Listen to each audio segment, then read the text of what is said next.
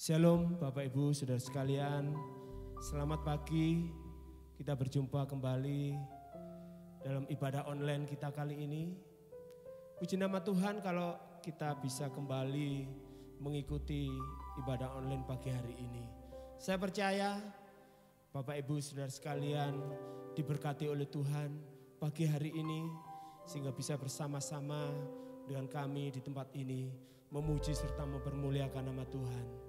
Kita akan nyanyikan, kita akan awali pagi hari ini, kita awali hari kita dengan pujian dan penyembahan kepada Tuhan. Terima kasih Tuhan Yesus, terima kasih Bapa. Haleluya Yesus.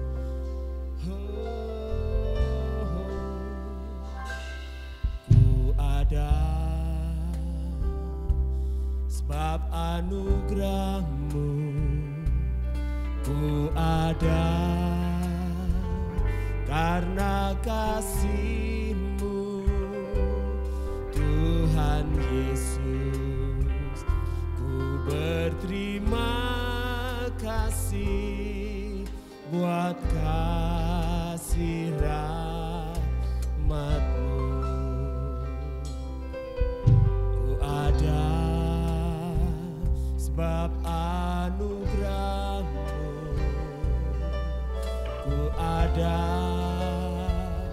karena kasih-Mu, Tuhan Yesus. Ku berterima kasih buat kasih rahmat-Mu. Terima kasih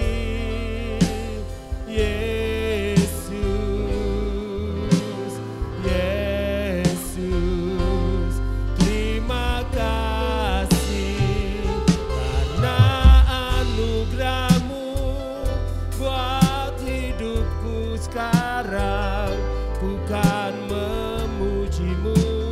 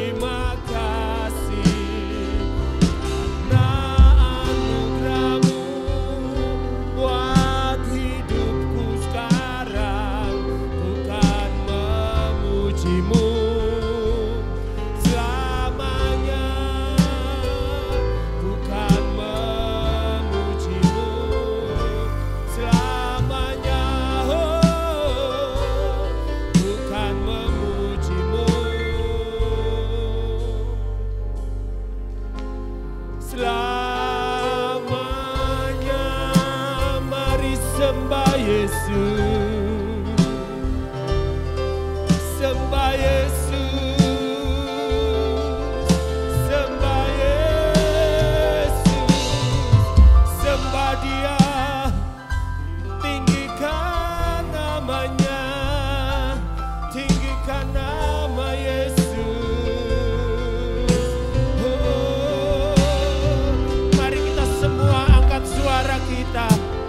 Angkat suara sembah Yesus. Hanya Yesus yang layak ditinggikan, hanya Yesus yang layak dipuji. Terima kasih Bapa, terima kasih Tuhan, Engkau hadir di sini Tuhan, Engkau hadir di sini.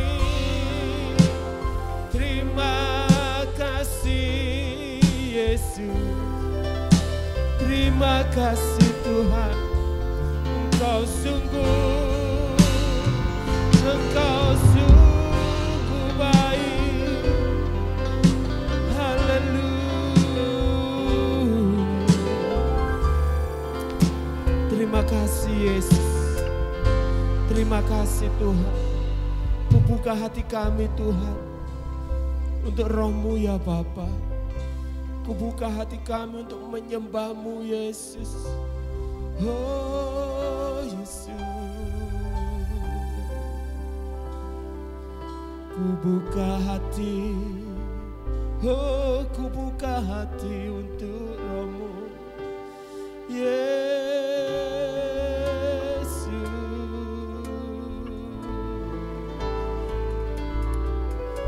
Kubuka hati untuk Roh-Mu Tuhan. Terima kasih Tuhan. Kubuka hati menyembah-Mu Yesus. Jamahlah kami, penuhi kami dengan kuasa Allah Maha Tinggi.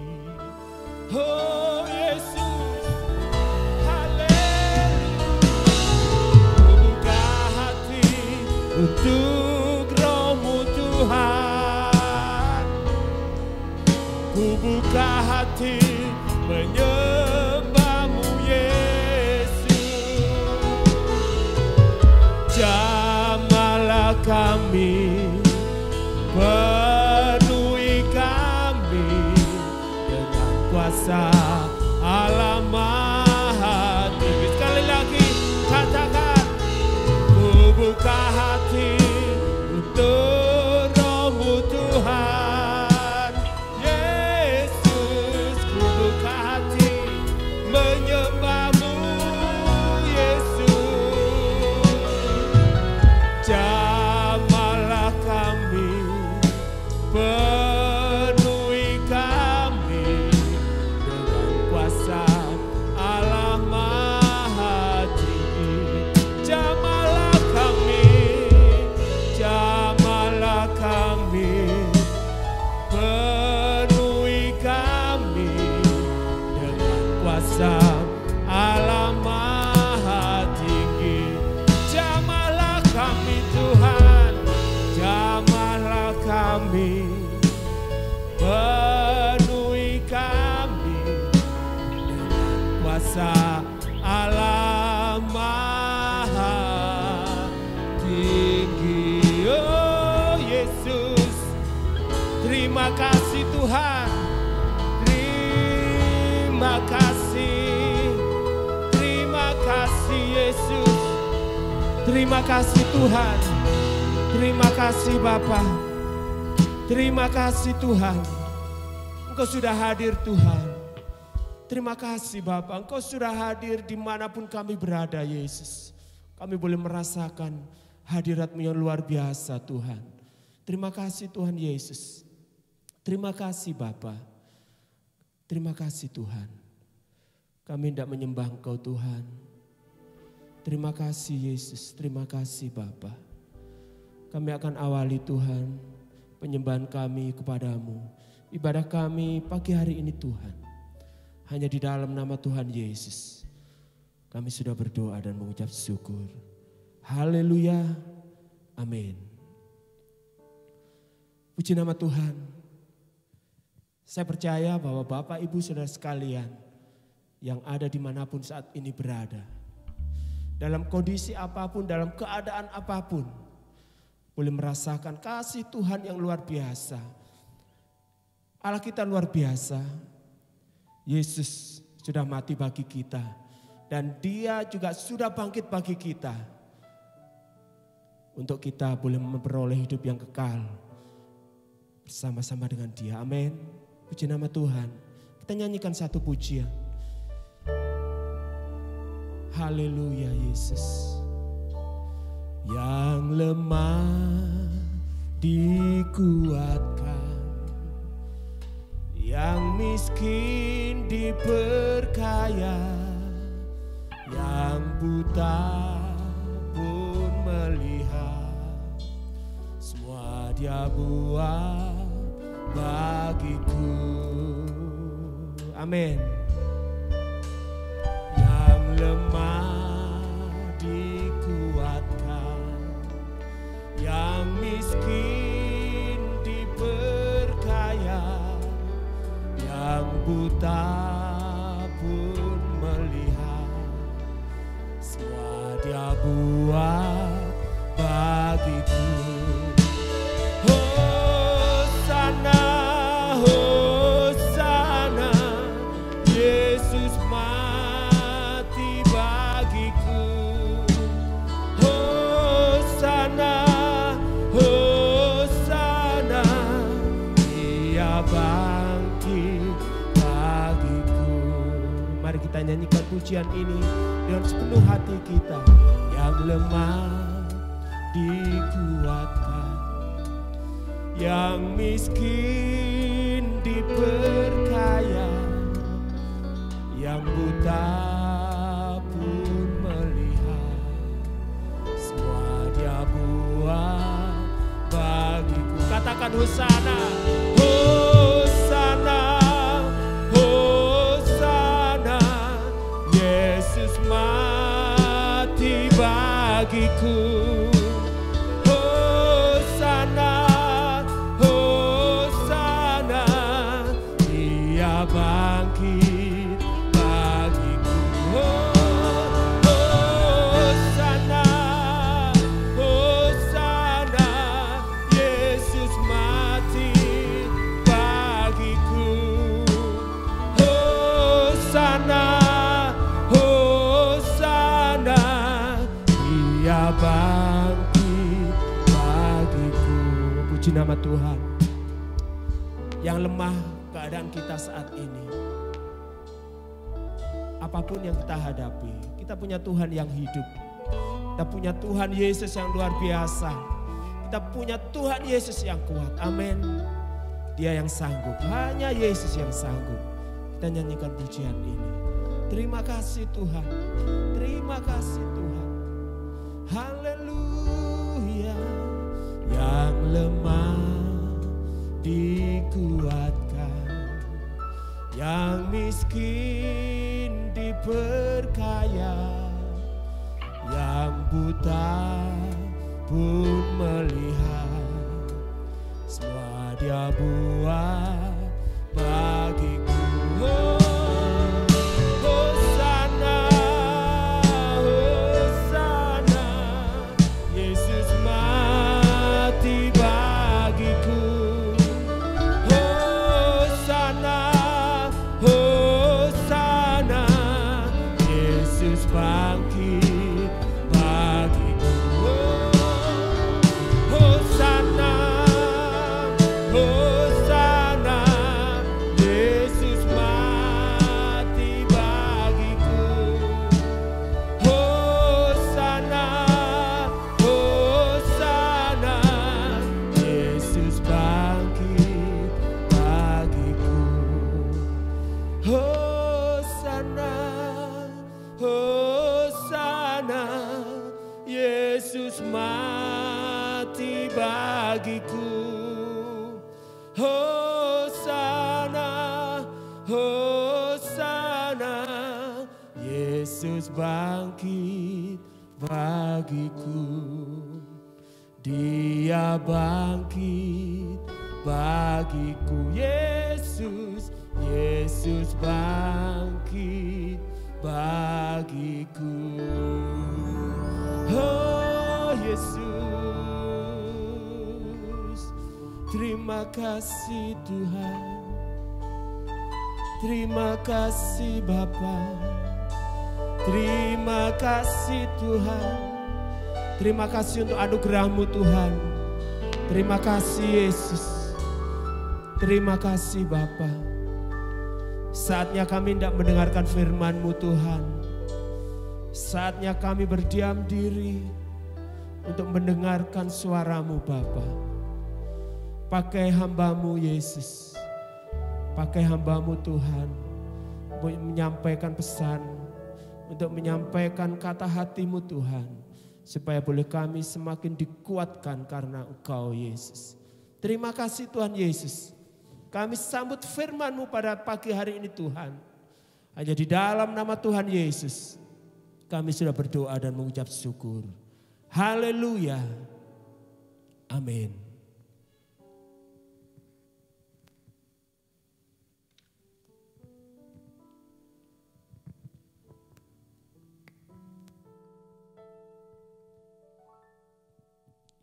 Shalom Bapak Ibu, Saudara yang dikasihi Tuhan Yesus Kristus. Kita bersyukur kalau hari ini kita boleh bertemu kembali di dalam ibadah online. Kita tetap bersyukur meskipun kita belum bisa berkumpul bersama-sama di rumah Tuhan. Tapi setiap kesempatan yang kita masih punya, kita tetap bersyukur karena kita tahu sekalipun kita berada di tempat yang berbeda, kuasa Allah tidak dapat dibatasi oleh keberadaan kita, oleh tempat di mana kita berada. Jadi saya percaya sementara tadi Bapak Ibu Saudara menyembah Tuhan, memuji Tuhan, bahkan sekarang mendengarkan firman Tuhan, Roh Tuhan bekerja di antara kita, kuasa Allah akan melawat setiap kita. Baik, mari kita belajar bersama-sama firman Tuhan. Kita sudah masuk di bulan yang baru, ya. Di minggu yang pertama ini kita akan belajar tema yang baru juga, yaitu menerapkan nilai-nilai kerajaan Allah di dalam keluarga Allah, ya. Menerapkan nilai-nilai kerajaan Allah di dalam keluarga Allah.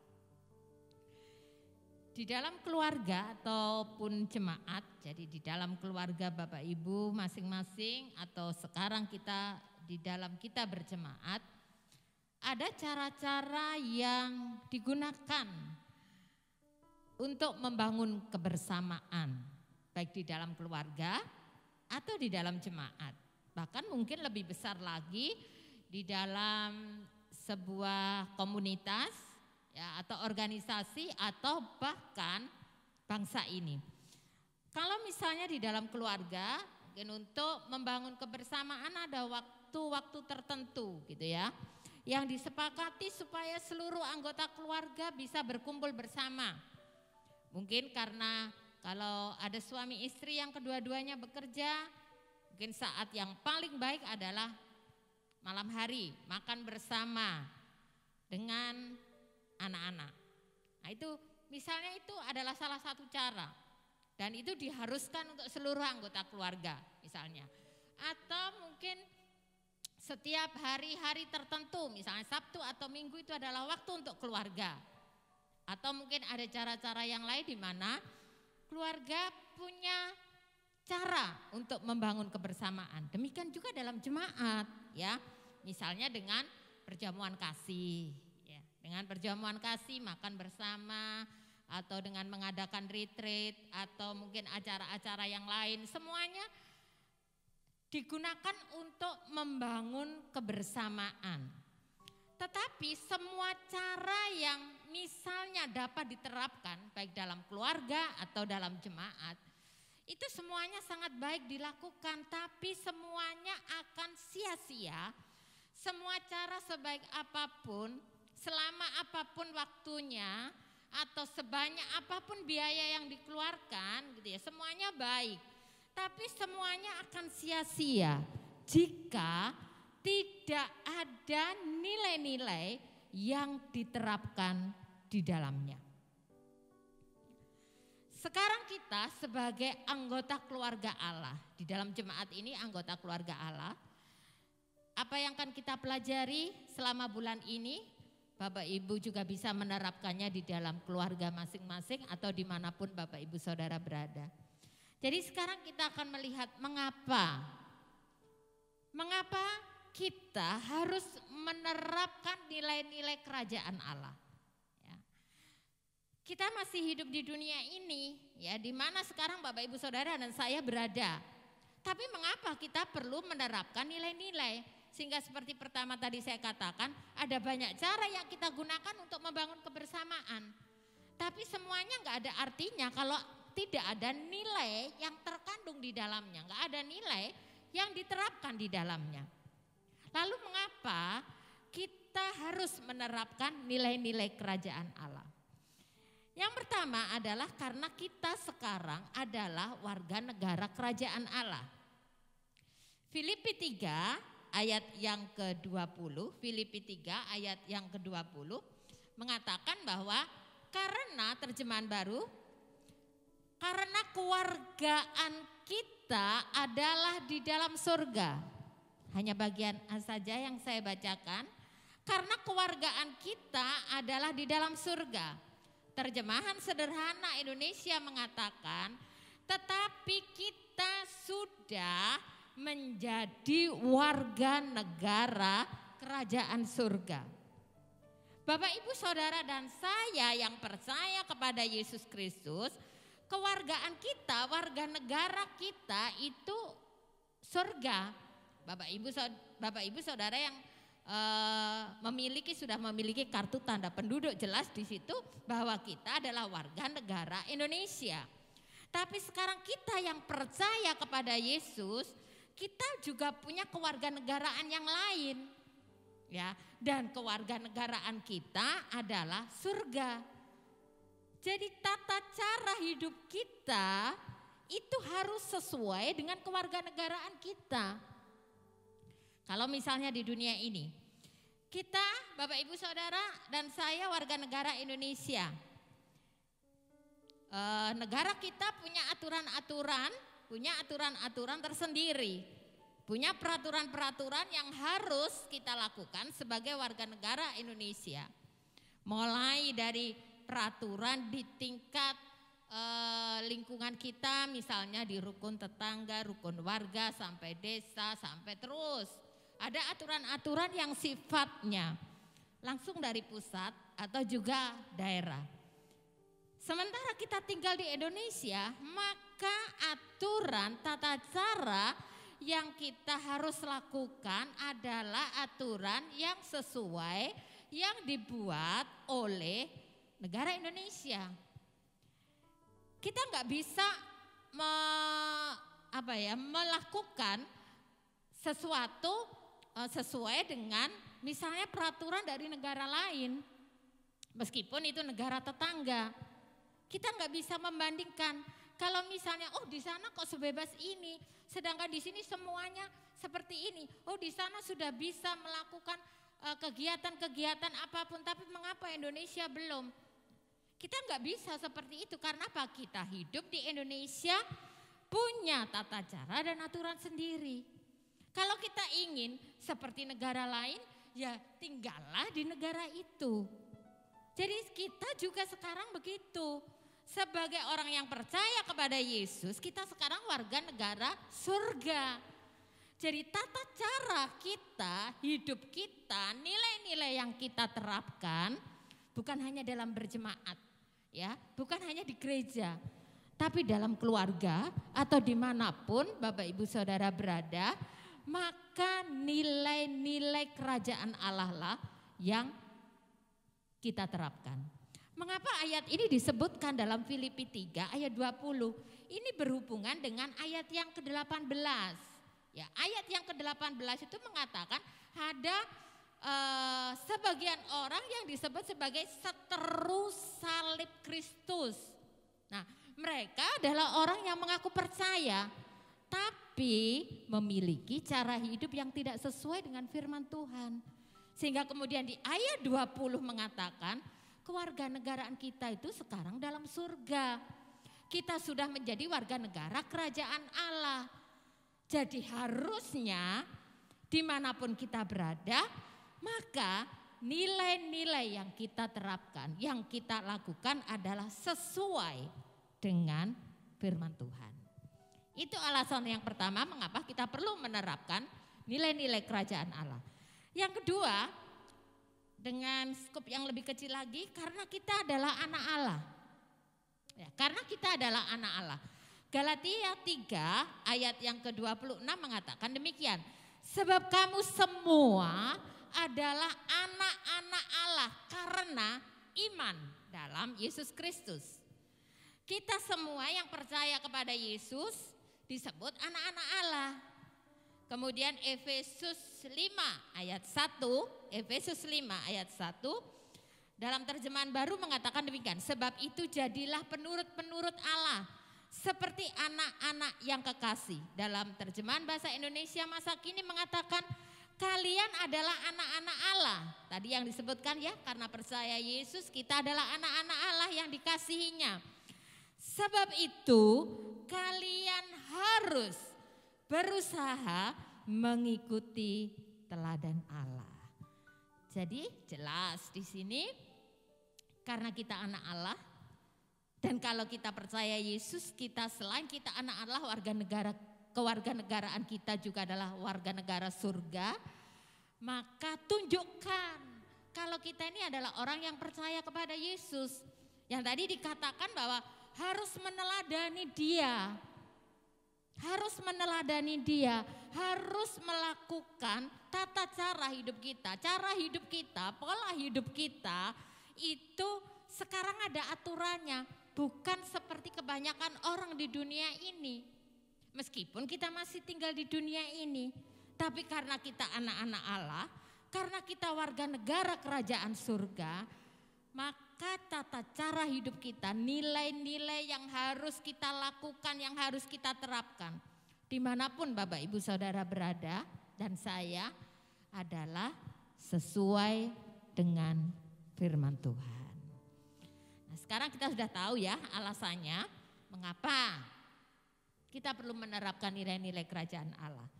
Sekarang kita akan lihat nilai apa yang harus kita terapkan.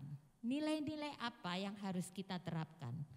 Kita akan belajar hari ini satu saja ya.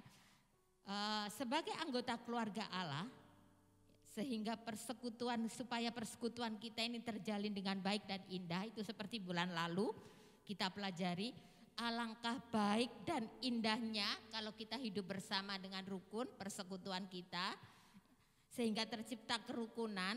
Sama seperti tema besar kita di tahun ini, jadi membina jemaat menjadi persekutuan keluarga Allah. Nah, nilai apa yang harus kita terapkan? Sebelum kita lihat, mari kita, apa yang akan kita pelajari? Semuanya nanti terambil dari Filipi 2 ayat 1 sampai 8, tapi kita enggak akan baca langsung semuanya, nanti ada beberapa ayat yang akan kita lihat sesuai dengan apa yang akan kita pelajari. Saya akan membacakan di dalam terjemahan firman Allah yang hidup ya. Ayat 1 dan ayat 2 terlebih dahulu dari Filipi pasal yang kedua. Ayat 1 dan 2 itu tidak semuanya, saya hanya penggal sebagian dari ayat itu secara keseluruhan. Hanya saya petik bagian yang penting supaya kita renungkan dan kita tahu hal itu. Ayat 1 ya. Apakah persaudaraan kita di dalam Tuhan? Apakah persaudaraan kita di dalam Tuhan? Dan roh, R-nya besar. Roh yang sama yang kita miliki itu mempunyai arti bagi saudara. Jadi persaudaraan kita di dalam Tuhan, karena kita percaya Yesus, kita bersaudara, kita satu keluarga, kira-kira ini punya enggak arti untuk kita? Atau tidak sama sekali? Ayat 2 mengatakan demikian. Senangkanlah hati saya dengan saling mengasihi dan hidup rukun, serta bekerja sama dengan satu hati, satu pikiran, dan satu tujuan. Senangkanlah hati saya, ini maksudnya Rasul Paulus yang ngomong. Dengan saling mengasihi dan hidup rukun. Kenapa kok dia sampai ngomong seperti itu? Surat Filipi ini ditulis ketika Rasul Paulus ada di dalam penjara. Dan apa yang dibicarakan di dalam surat Paulus kepada jemaat di Filipi ini ada 3 masalah gitu ya. Tapi salah satunya adalah adanya benih-benih perpecahan di dalam jemaat di Filipi. Sehingga dia berkata, itu kalau kita lihat di Filipi pasal 4 ya, ada seperti itu ditulis. Nah, karena ada benih-benih perpecahan itu maka ayat 2 ini muncul. Ayat kalau kita baca Filipi 2 ini mulai dari judul perikop ayat 1 sampai ayat yang ke 11. Kalau dalam terjemahan baru itu judul perikopnya nasihat supaya bersatu dan merendahkan diri seperti Kristus. Nasihat supaya bersatu. Itu sebabnya ayat 2 mengatakan senangkan hatiku, sempurnakan sukacitaku kalau dalam terjemahan baru. Dengan apa? Dengan kita, dengan jemaat di Filipi hidup rukun. Sekarang kalau kita lihat dari Filipi pasal 2 ayat 1 sampai 11, maka ada satu nilai yang dapat kita terapkan supaya sebagai anggota keluarga Allah di dalam persekutuan kita ini dapat tercipta kerukunan. Sehingga kembali lagi ke awal tadi ya, semua cara bisa kita lakukan untuk membangun kebersamaan dan semuanya baik. Tapi kalau nilai ini tidak ada, percuma kita melakukan semuanya. Kita mau membangun kebersamaan berapa kali, misalnya setahun ya, berapa kali setiap bulan kita adakan acara-acara tertentu, semuanya baik, semuanya itu baik, itu bisa kita lakukan. Tapi harus ada nilai di dalamnya yang akan semakin memperkuat persaudaraan di antara anggota keluarga Allah. Apa itu nilai yang harus kita terapkan? Rendah hati. Ayat 3, Filipi 2 ayat 3 mengatakan demikian. Saya membacakan dari yang bagian B ya. Sebaliknya, hendaklah dengan rendah hati yang seorang menganggap yang lain lebih utama daripada dirinya sendiri. Dan kata rendah hati di sini di dalam semua terjemahan Indonesia yang saya punya, yang saya kutip ya. Jadi terjemahan baru, terjemahan lama, firman Allah yang hidup, terjemahan sederhana Indonesia, bahasa Indonesia masa kini, enggak ada kata yang berubah. Kadang-kadang kalau kita lihat ada beberapa kata yang berbeda meskipun maksudnya sama. Tapi untuk kata ini rendah hati, semua terjemahan mengatakan demikian. Semua terjemahan mengatakan demikian. Nah, kata rendah hati ini berasal dari bahasa Latin humilitas. Ya, humilitas. Artinya menyadari asal usul dirinya.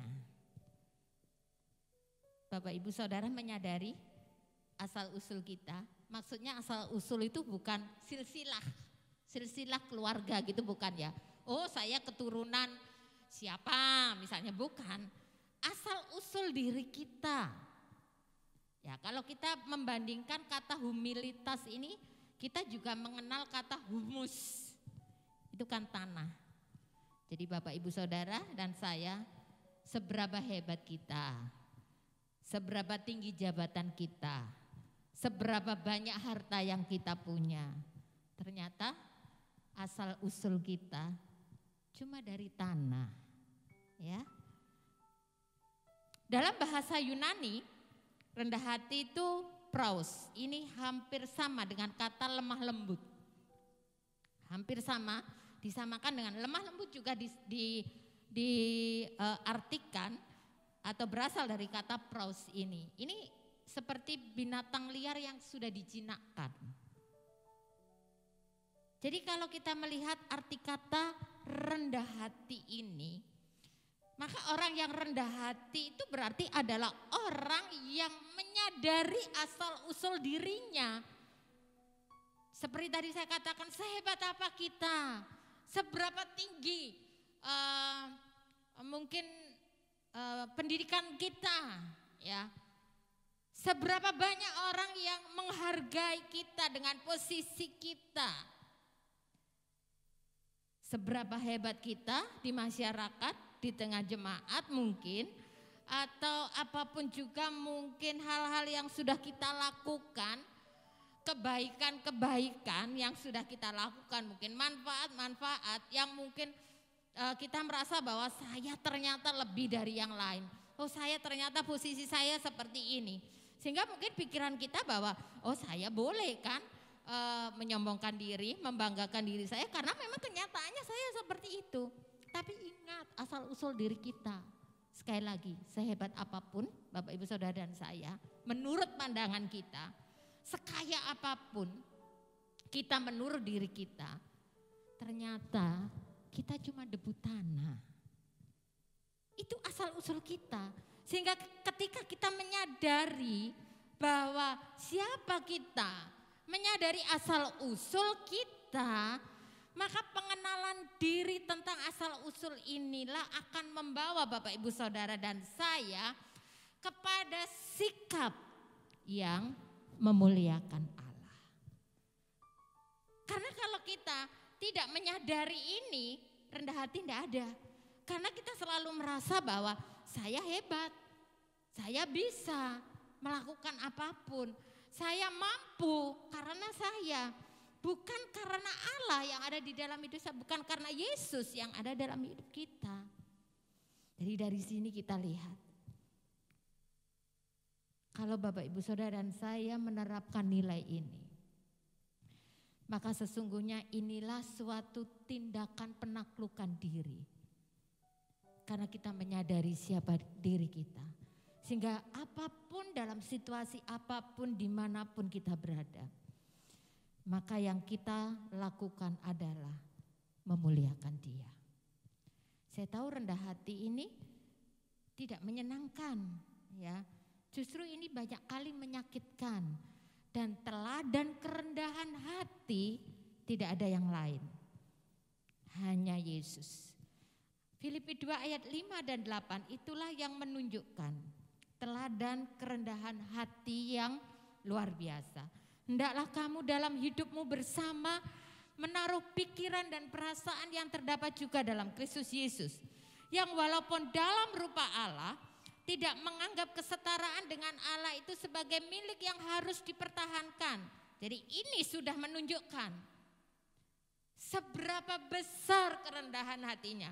Dalam rupa Allah, tapi tidak menganggap kesetaraan dengan Allah itu sebagai milik yang harus dipertahankan. Allah loh ini. Tapi berapa banyak di antara kita dengan posisi kita, dengan apa yang kita bisa lakukan, maka seolah-olah tidak ada seseorang yang mungkin dapat menggoyahkan kita. Gitu ya. Tapi ternyata Yesus yang adalah Allah tidak menganggap kesetaraan dengan Allah sebagai milik yang harus dipertahankan, tetapi melainkan telah mengosongkan dirinya sendiri dan mengambil rupa seorang hamba dan menjadi sama dengan manusia. Dan dalam keadaan sebagai manusia ia telah merendahkan dirinya dan taat sampai mati, bahkan sampai mati di kayu salib. Bukan hanya Yesus ini tidak menganggap kesetaraan dengan Allah itu sebagai sesuatu yang harus dibangga-banggakan, yang harus dipertahankan. Tapi dia mau jadi sama seperti manusia, bahkan jadi hamba dan mati sampai mati di atas kayu salib. Ketaatannya sampai mati di kayu salib. Ini kerendahan hati yang sudah sangat luar biasa. Seperti tadi saya katakan, proses untuk menjadi rendah hati bukan hal yang mudah. Ada banyak hal yang tentu sangat menyakitkan bagi kita. Itu artinya karena kita harus rela untuk benar-benar direndahkan gitu ya. Benar-benar kita merendahkan diri, bukan rendah diri, tapi merendahkan diri. Mungkin kita tidak dihargai, tapi itu proses untuk ke sana. Dan kalau nilai ini dapat kita terapkan, Mazmur 133 juga akan menjadi nyata di dalam persekutuan kita, baik dengan keluarga, di rumah, ataupun dengan jemaat atau dimanapun Bapak Ibu Saudara berada. Filipi 2 juga mengajarkan tentang apa ciri-ciri orang yang rendah hati. Ayat 3 dan ayat 4 dari Filipi 2 mengatakan demikian. Dengan tidak mencari kepentingan sendiri atau puji-pujian yang sia-sia, ya. Sebaliknya adalah dengan rendah hati yang seorang menganggap yang lain lebih utama daripada dirinya sendiri. Dan janganlah tiap-tiap orang hanya memperhatikan kepentingannya sendiri, tetapi kepentingan orang lain juga. Ayat ini sudah menunjukkan satu ciri dari seorang yang rendah hati itu adalah tidak menganggap yang lain lebih utama. Jadi artinya dia tidak hanya memikirkan diri sendiri, tapi justru dia menganggap yang lain lebih utama, memperhatikan kepentingan orang lain. Itu kan yang Yesus punya, yang Yesus lakukan. Kalau dia tidak memperhatikan kita, kepentingan kita untuk diselamatkan, maka ayat 5 tadi yang kita baca sampai ayat 8 itu tidak pernah akan dia lakukan. Tapi karena dia mengasihi Bapak Ibu Saudara dan saya, karena kepentingan kita untuk menyelamatkan kita, dia rela untuk menanggalkan kealahannya, menjadi manusia dan taat sampai mati di kayu salib. Kalau Bapak Ibu Saudara dan saya memikirkan diri sendiri, itu enggak usah diajari, ya. Enggak usah diajari, kita enggak usah belajar untuk mengasihi diri sendiri, untuk memikirkan diri sendiri, itu kita enggak usah diajari. Itu pasti sudah kita punya itu. Tetapi rendah hati itu berarti kita belajar untuk menganggap yang lain lebih utama. Apakah bisa gitu ya? Apakah bisa menganggap yang lain lebih utama? Ya, kebanyakan pada umumnya kita justru menganggap diri kita yang lebih utama. Dalam segala hal kita akan mengutamakan diri kita. Karena apa ya? Mengasihi diri sendiri, memikirkan diri sendiri. Tapi Yesus mengajari kita, kerendahan hati itulah yang perlu kita punya. Sekali lagi saya katakan tidak mudah, bahkan sangat sulit. Tapi kalau kita mau jadi seperti dia, kalau nilai ini kita bisa terapkan, maka saya percaya ada hal-hal luar biasa yang akan kita alami, yang akan terjadi dalam hidup kita. Kita melihat ada banyak contoh. Yusuf seorang yang rendah hati. Yusuf anak Yakub, seorang yang rendah hati. Bagaimana dia dalam keadaannya dia rela menanggalkan semuanya. Dia memperhatikan kepentingan orang lain. Dan ciri yang kedua dari rendah hati adalah rela melayani. Ya. Ayat 8 di Filipi 2 mengatakan, dan dalam keadaan sebagai manusia, ia telah merendahkan dirinya dan taat sampai mati, bahkan sampai mati di kayu salib. Itu bentuk pelayanan terbesar yang Yesus sudah lakukan. Kita bandingkan dengan Matius pasal yang ke-20. Matius pasal yang ke-20 ayat 26 sampai 28. Matius 20, 26 sampai 28, tidaklah demikian di antara kamu. Barang siapa ingin menjadi besar di antara kamu, hendaklah ia menjadi pelayanmu. Dan barang siapa ingin menjadi terkemuka di antara kamu, hendaklah ia menjadi hambamu. Sama seperti anak manusia, datang bukan untuk dilayani, melainkan untuk melayani, dan untuk memberikan nyawanya menjadi tebusan bagi banyak orang. Dia datang bukan untuk dilayani, harusnya dia dilayani gitu ya. Sekarang ada berapa banyak di antara Bapak Ibu Saudara, bahkan mungkin Bapak Ibu Saudara sering lihat orang-orang pada posisi-posisi tertentu dan jabatan-jabatan tertentu ingin dilayani gitu ya, ingin dilayani. Tapi Yesus sebagai Allah dan ketika dia turun ke dunia ini dikatakan dia datang bukan dilayani tapi untuk melayani. Dan bentuk pelayanan yang sangat luar biasa seperti kita baca tadi dalam Filipi 2 ayat 8. Dia taat sampai mati di atas kayu salib Golgota. Matius 20 ayat 28, inilah bentuk pelayanan yang luar biasa ketika dia memberikan nyawanya menjadi tebusan bagi banyak orang. Bagaimana atau seberapa besar sudah kita memiliki hati yang rela melayani. Bukan hanya sekedar seperti saya sekarang melakukan tugas pelayanan saya di atas, di balik mimbar ini, bukan hanya sekedar ini, tapi hati yang rela melayani.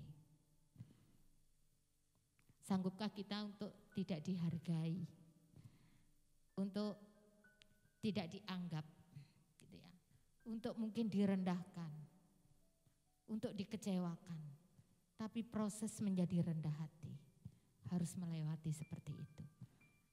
Saya percaya dengan kekuatan Roh Kudus, Bapak Ibu Saudara dan saya pasti punya nilai ini, karena ini menjadi satu dari sekian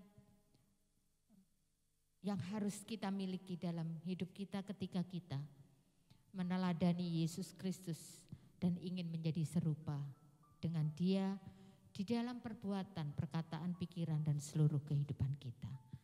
Dan ada hal yang luar biasa, sama seperti bulan lalu kita belajar, Mazmur 133. Kalau ada persaudaraan yang rukun, pasti juga ada berkat. Demikian juga dengan ini. Saya percaya Bapak Ibu pasti semua ingin berkat, maka peliharalah persaudaraan yang rukun. Dengan apa? Salah satunya dengan menerapkan nilai kerendahan hati di antara kita. Amin. Mari Bapak Ibu kita berdoa bersama-sama. Di doa kita mengakhiri ibadah kita.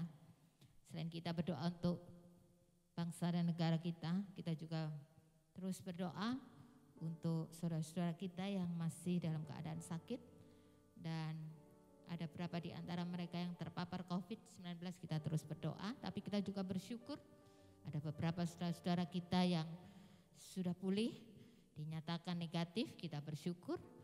Dan yang masih positif kita terus berdoa, kita tetap percaya Tuhan pasti pulihkan ya. Kita pujikan kembali pujian Ku Ada Sebab Anugerah-Mu.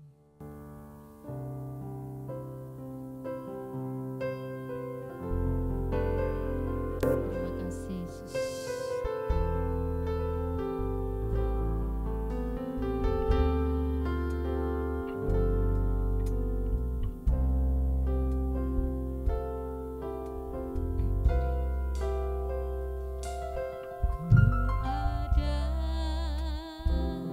Sebab anugerah-Mu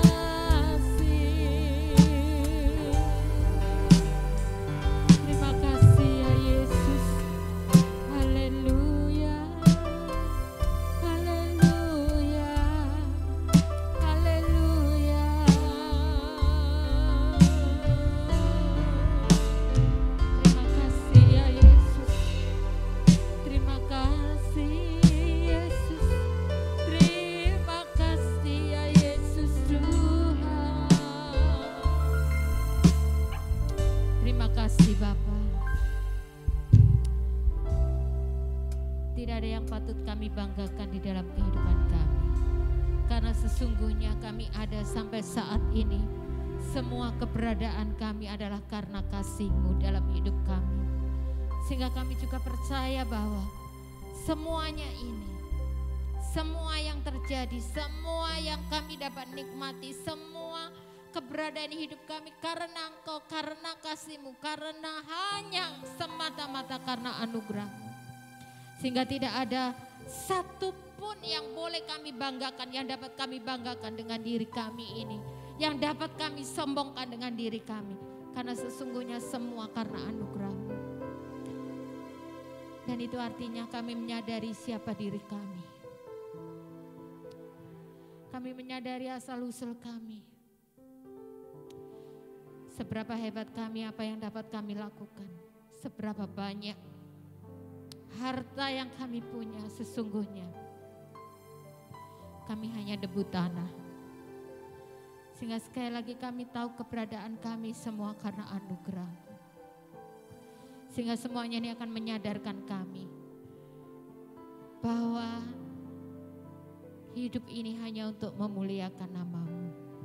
Apa yang bisa kami lakukan hanya untuk memuliakan nama-Mu. Terima kasih Tuhan Yesus, kalau saat ini kami belajar tentang kerendahan hati. Kami tahu ketika kami menyadari siapa diri kami, maka saat itulah juga kami menyadari bahwa sesungguhnya tidak ada yang patut kami sombongkan, karena kami tahu semua daripada-Mu. Kami tahu proses untuk memiliki kerendahan hati tidak mudah. Tapi kami tahu Yesuslah yang menjadi teladan hidup kami. Kami tahu mungkin proses untuk kami memiliki ini sangat menyakitkan bagi kami. Ketika kami dikecewakan, ketika kami tidak dihargai, ketika kami diabaikan. Tapi kami mau belajar untuk mengutamakan kepentingan orang lain. Untuk tidak hanya memikirkan diri kami sendiri. Untuk kami memiliki hati yang rela melayani seperti Yesus. Hati yang benar-benar luar biasa, sangat luar biasa. Kami tahu Roh Kudus akan menolong dan memampukan kami. Sehingga kerendahan hati itu akan menjadi satu nilai yang luar biasa yang akan kami terapkan di dalam persaudaraan kami satu dengan yang lain. Baik dengan keluarga di rumah maupun dengan anggota keluarga Allah. Di dalam kami berjemaat, bahkan dimanapun anak-anak-Mu berada. Kami percaya mereka akan terus menjadi berkat dan membawa kemuliaan bagi nama-Mu. Kami bersatu hati berdoa untuk saudara-saudara kami yang mungkin saat ini dalam keadaan lemah, dalam keadaan susah, sedang menghadapi persoalan atau yang sakit. Kami tahu Tuhan Yesus sudah menyelesaikan semuanya di atas kayu salib Golgota. Dengan iman kami berkata, yang lemah dikuatkan, yang susah dihiburkan, yang menghadapi persoalan di dalam pergumulan-pergumulan doa, diberikan kekuatan, ditunjukkan jalan keluar, dan hanya Engkaulah yang menjadi sumber jawaban bagi mereka. Yang sakit, anak-anak-Mu, sidang jemaat-Mu yang sakit, bagi yang ada di rumah maupun di rumah sakit. Sakit apapun, bahkan yang mungkin saat ini masih terpapar COVID-19. Engkau sudah tanggung semua sakit penyakit di atas kayu salib Golgota. Dan kami berdiri di atas kebenaran firman Allah. Bahwa oleh bilur-bilur-Mu semua sakit penyakit sudah disembuhkan. Kami percaya. Dan kami bersyukur untuk saudara-saudara kami yang sudah dinyatakan negatif COVID-19. Kami bersyukur. Dan kami percaya Engkau akan terus pulihkan kesehatan dari anak-anak-Mu Tuhan. Dan yang masih sakit kami percaya, yang belum dinyatakan negatif, kami percaya Engkau terus berikan mereka kekuatan, semangat, hati yang bersukacita. Dan Engkau pasti akan menyembuhkannya. Terima kasih Tuhan Yesus, terima kasih seluruh sidang jemaat-Mu.